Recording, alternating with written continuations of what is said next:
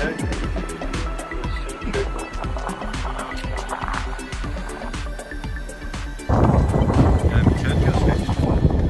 her vil som kunden komme med, for at vi kan lave syntjek på den, og få den lavet, så den kan synes.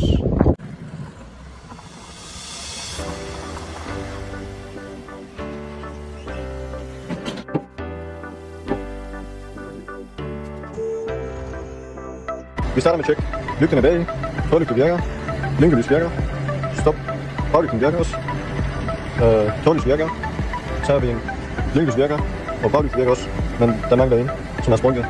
Stoplygter, det virker også. Så tjekker vi på, forlygten virker, langlys virker, blinkelys og portionslys virker. Der er en nærlys sprunget, så går vi til højre side, begge lys virker, blinkelys virker, og portionslys og tårlygten virker også. Så er ikke det nu, skal bare skiftes. Den der.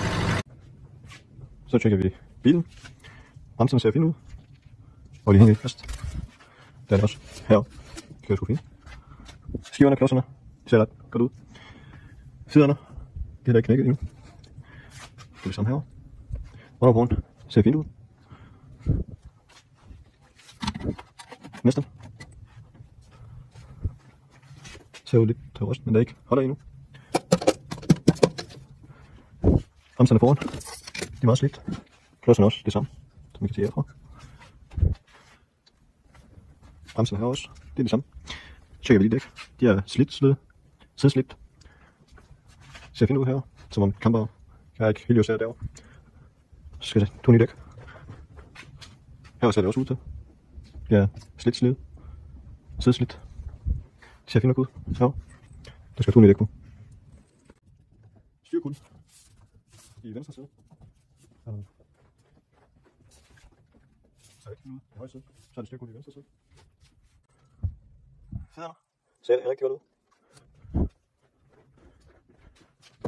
Også her på den anden side. De er ikke knækket. Stabiliteten. Nu skal skiftes. Ser fint ud her. Vægkulden ser fint ud. Herovre.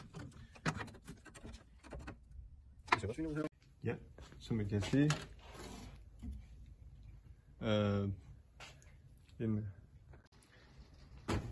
Så er det de der ting, der skal skiftes for, vi kan synge bilen. Tak for at se med.